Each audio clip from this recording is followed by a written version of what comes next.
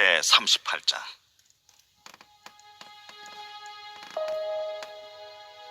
그때에 히스기야가 병들어 죽게 되니 아모스의 아들 선지자 이사야가 나아가 그에게 이르되, 여호와께서 이같이 말씀하시기를 너는 내 집에 유언하라. 내가 죽고 살지 못하리라 하셨나이다. 하니 히스기야가 얼굴을 벽으로 향하고 여호와께 기도하여 이르되, 여호와여, 구하오니 내가 주 앞에서 진실과 전심으로 행하며 주의 목전에서 선하게 행한 것을 기억하옵소서. 하고 히스기야가 심히 통곡하니 이에 여호와의 말씀이 이사야에게 임하여 이르시되, 너는 가서 히스기야에게 이르기를 내 조상 다윗의 하나님 여호와께서 이같이 말씀하시기를 내가 내 기도를 들었고 내 눈물을 보았노라. 내가 내 수완에 15년을 더하고 너와 이 성을 아수르 왕의 손에서 건져내겠고 내가 또 이 성을 보호하리라. 이는 여호와께로 말미암는 너를 위한 징조이니 곧 여호와께서 하신 말씀을 그가 이루신다는 증거이니라. 보라, 아하스의 해시계에 나아갔던 해 그림자를 뒤로 10도를 물러가게 하리라 하셨다 하라. 이에 해시계에 나아갔던 해 그림자가 10도를 물러가니라. 유다 왕 히스기야가 병들었다가 그의 병이 나은 때에 기록한 글이 이러하니라. 내가 말하기를 나의 중년에 수올의 문에 들어가고 나의 여생을 빼앗기게 되리라 하였도다. 내가 또 말하기를 내가 다시는 여호와를 배웁지 못하리니 산자의 땅에서 다시는 여호와를 배웁지 못하겠고 내가 세상의 거민 중에서 한 사람도 다시는 보지 못하리라 하였도다. 나의 거처는 목자의 장막을 거둠같이 나를 떠나 옮겨졌고 직공이 배를 걷어 마름같이 내가 내 생명을 말았도다. 주께서 나를 틀에서 끊으시리니 조석간에 나를 끝내시리라. 내가 아침까지 견디어 싸우나 주께서 사자같이 나의 모든 뼈를 꺾으시오니 조석간에 나를 끝내시리라. 나는 제비같이 학같이 지저귀며 비둘기같이 슬피 울며 내 눈이 쇠하도록 앙망하나이다. 여호와여, 내가 압제를 받사오니 나의 중보가 되옵소서. 주께서 내게 말씀하시고 또 친히 이루셨사오니 내가 무슨 말씀을 하오리이까. 내 영혼의 고통으로 말미암아 내가 종신토록 방황하리이다. 주여, 사람이 사는 것이 이에 있고 내 심령의 생명도 온전히 거기에 있사오니 원하건대 나를 치료하시며 나를 살려 주옵소서. 보옵소서, 내게 큰 고통을 더하신 것은 내게 평안을 주려 하심이라. 주께서 내 영혼을 사랑하사 멸망의 구덩이에서 건지셨고 내 모든 죄를 주의 등 뒤에 던지셨나이다. 스올이 주께 감사하지 못하며 사망이 주를 찬양하지 못하며 구덩이에 들어간 자가 주의 신실을 바라지 못하되 오직 산자 곧 산자는 오늘 내가 하는 것과 같이 주께 감사하며 주의 신실을 아버지가 그의 자녀에게 알게 하리이다.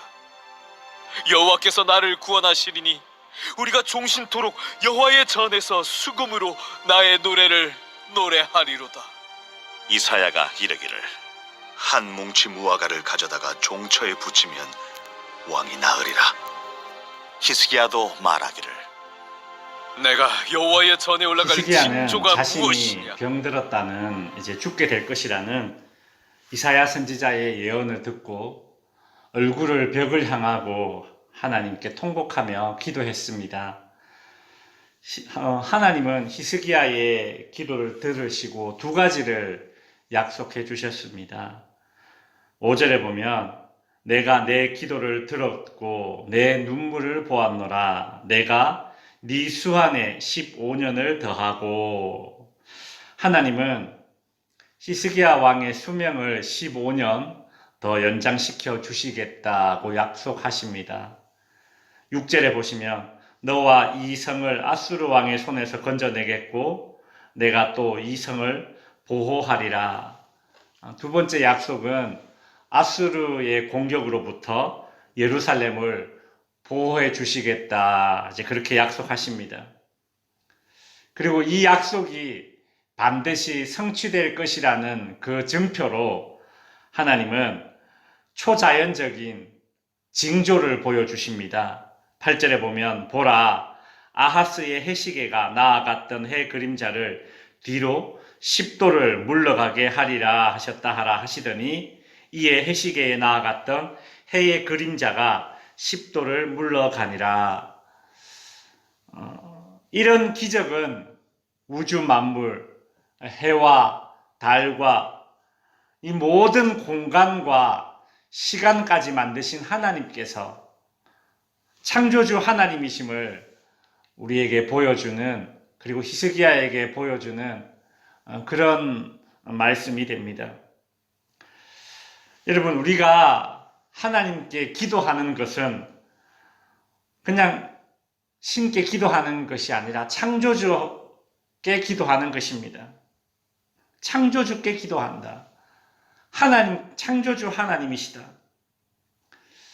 여러분, 이 모든 것을 다 지으시고 이 모든 것을 다 다스리시는 그 하나님께 기도한다는 이 특권을 우리가 어떻게 놓칠 수가 있겠습니까? 참, 그러고 보면 히스기야의 이런 기도를 이렇게 보면 참 기도하는 것은 참 우리 인생에 참 수지 맞는 일입니다. 수지 맞는 일이에요. 이 히스기야 왕의 생명 연장은 예루살렘이 심판받는 그 심판의 날이 이제 연장되는 것을 의미합니다.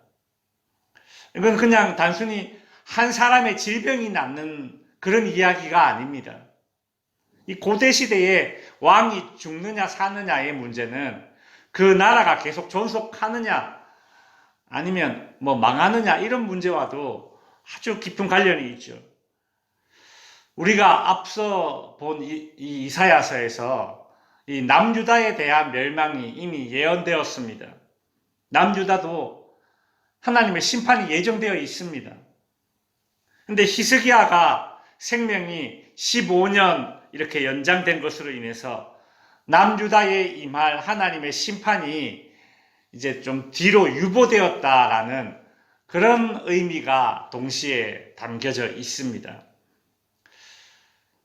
이것이 왜 합리적인 이야기인가 하면 하나님께서 히스기야의 생명 연장으로 보여주신 그 증표가 무엇인가 하면 아하스의 해시계가 뒤로 10도 물러난다라는 것이죠. 그러니까 시간이 뒤로 밀리는 것입니다. 그러니까 시간이 뒤로 밀렸다라는 것이 의미하는 것은 예루살렘에 임할 멸망의 시간이, 심판의 시간이 뒤로 밀려졌다라는 그런 상징적인 메시지가 담겨져 있는 것이죠. 오늘 본문에서 또 우리가 관심 있게 봐야 될 것은 무엇인가 하면 그 해시계가 뒤로 10도 물러났다. 즉 시간이 뒤로 물려졌는데 오늘 본문에서는 그 시계가 누구의 해시계라고 이야기합니까? 아하스의 해시계라고 하죠. 아하스는 히스기야의 아버지입니다. 그러니까 히스기야의 아버지 아하스가 왕으로 있을 때에 만든 해시계이거나 아니면 뭐 하여튼 아하스가 만들었던 그리고 아하스가 소유했던 그런 해시계예요. 근데 이 해시계가 뒤로 10도 물러났다. 아하스의 해시계입니다. 여러분 히스기야의 아버지 아하스는 이제 이사야가 활동하던 시대의 선지자죠. 그러니까 친아수르 정책을 펼쳤던 그런 왕입니다. 이 아하스 왕은 아수르에게 잘 보이기 위해서 그 나라의 모든 것들을 다 쥐어짜서 아수르에게 조공을 바쳤던 그런 왕입니다. 특별히 이 아하스 왕은 하나님의 성전에 있던 그런 기물들까지 긁어 모아서 그 아수르 왕에게 갖다 바쳤던 그런 왕이죠. 그리고 아수르의 우상 림몬이라는 우상을 수입을 해서 그 성전에서 그 우상을 갖다가 놓고 숭배를 했던 왕이 이 아하스입니다. 보십시오. 그렇게 못된 악한 왕 밑에 누가 태어났어요? 히스기야가 태어난 거예요. 참 희한하죠. 그죠? 그렇게 악한 사람 밑에 또 이렇게 선한 아들이 태어나요. 그 이렇게 악한 왕 아하스의 해시계가 뒤로 물러났어요. 그러니까 이것이 상징하는 것이 무엇인가 하면 아하스 그 악한 왕, 그 아하스가 받아야 할 그 심판이, 남유다가 받아야 할 심판이 히스기야로 인해서 뒤로 물려진 것이죠. 그러니까 아하스로 인해서 남유다에 임할 그 심판이 당겨졌다면 이 히스기야로 인해서 남유다에 임할 심판이 뒤로 유보되는 그런 모습을 우리가 볼 수 있습니다. 여러분, 우리가 이 사건을 통해서 얻는 교훈은 무엇인가 하면 하나님을 의지하고 순종하며 산다라는 것, 참 하나님을 의지하고 순종하며 산다라는 것은 그것이 한 인생에서 머무는 그런 영향력이 아니라는 것입니다. 우리가 하나님께 순종하고 하나님을 의지하고 하나님을 의존하고 사는 것은 나 한 개인이지만 그 영향력은 나 한 개인의 영향력을 뛰어넘어서 내가 속한 공동체에도 하나님을 향한 나의 의존과 그 순종이 선한 영향력을 끼치게 된다는 사실을 알아야 됩니다. 우리 하나님 믿는 내가 나의 가정과 나의 동네와 그죠? 나의 나라에 미치는 영향력을 우리는 생각해야 되는 것이죠. 여러분, 하나님은 참 좋으신 분이십니다. 하나님은 참 좋으신 분이에요.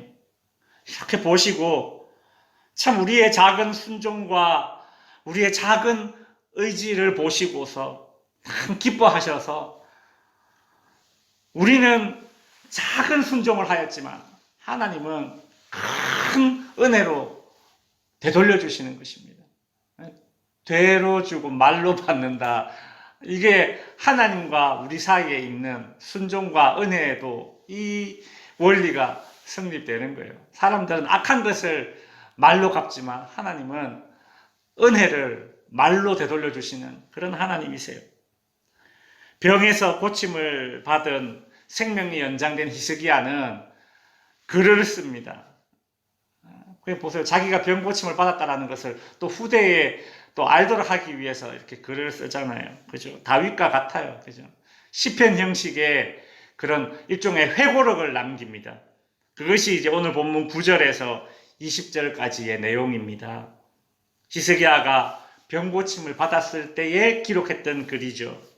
그 내용을 이렇게 살펴보면 히스기야가 어떤 상황이었는지, 어떤 심정이었는지, 그리고 병들었을 때에 우리가 어떠한 기도를 해야 되는지를 또 알 수 있게 됩니다. 특별히 17절에 보시면 보옵소서 내게 큰 고통을 더하신 것은 내게 평안을 주려 하심이라. 주께서 내 영혼을 사랑하사 멸망의 구덩이에서 건지셨고 내 모든 죄를 주의 등 뒤에 던지셨나이다. 이것이 병상에서 했던 기도라는 겁니다. 이것을 보면 히스기야는 기도하는 중에 기도 응답의 확신을 가지고 기도했다라는 것을 알 수 있죠. 그리고 오늘 보면 21절에 보면 이사야가 이르기를 한 뭉치 무화과를 가져다가 종처에 붙이면 왕이 나으리라 하였다.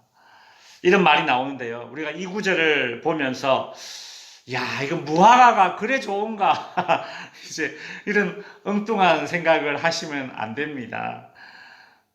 어떤 그 기도원 원장님이 이 성경 구절을 보고 아픈 사람이 참 얼마나 간절하고 그 마음이 갈급하겠습니까? 그죠? 그 연약해진 그 마음을 파고들어서 어떤 기도원 원장님이 무화과로 이제 밀가루 반죽을 이렇게 만들어서 그거로 이제 돈벌이를 삼았던 그런 내용들이 있는데 참 이것은 이 성경 구절을 잘못 적용한 것이죠. 그죠? 우리는 이 구절을 통해서 히스기야가 도대체 걸렸던 병이 무엇일까도 사실은 대충 짐작할 수 있어요. 무엇이겠습니까? 그 당시에 의술로 고칠 수 없었던 악한 피부병, 악성 피부병 내지는 이것이 문둥병이 아니었을까, 그죠? 그렇게 종처에 바르라고 하니까 그렇게 우리는 짐작할 수 있습니다. 이 당시 유대인들 사이에 문둥병은 오직 하나님만이 고칠 수 있는 병으로 인식되고 있었지 않습니까? 그래서 히스기야가 병이 나은 것은 하나님이 고쳐주셨다라는 것을 좀 더 이렇게 명확하게 후대에 알리기 위해서 이런 기록이 있습니다. 이제 말씀을 정리하겠습니다. 성도 여러분, 정말 가뭄이 심할 때는요, 집에서 나오는 수돗물 바가지에 담아서 논에 갖다 붓는다고 쩍쩍 갈라진 논이 이게 해갈이 되겠습니까? 안 되죠. 하늘에서 비가 내리든지 저기 안동댐에서 흘러내려주는 물을 수로를 통해서 내려오는 그 물을 논에다가 대야지 그 가뭄이 해갈이 됩니다. 기도가 그런 것입니다. 기도는 내 인생에 아주 극심한 가뭄과 갈증을 해갈해 주는 것입니다. 하나님의 허락하에 내 인생에다가 창조주 하나님의 능력을 끌어다 쓸 수 있는 것이 기도라는 거예요. 아시겠죠? 하나님의 허락하에 내 인생에다가 창조주 하나님의 능력을 끌어다 쓰는 것이 기도인데 왜 안 하겠습니까? 맛을 모르니 안 하는 것이죠. 바라기는 우리 덕지교회 성도님들, 이 새벽에 기도하러 나오신 성도님들, 히스기야처럼 창조주 하나님의 능력을 하나님의 허락하에 정말 이 갈급한 내 심령과 쩍쩍 갈라진 그런 극심한 감과 같은 삶의 현실 속에서도 창조주 하나님의 무한한 능력을 기도로 통해 끌어다 쓸 수 있고 그런 하나님의 능력을 체험하고 은혜를 체험할 수 있는 저와 여러분이 될 수 있기를 바랍니다. 기도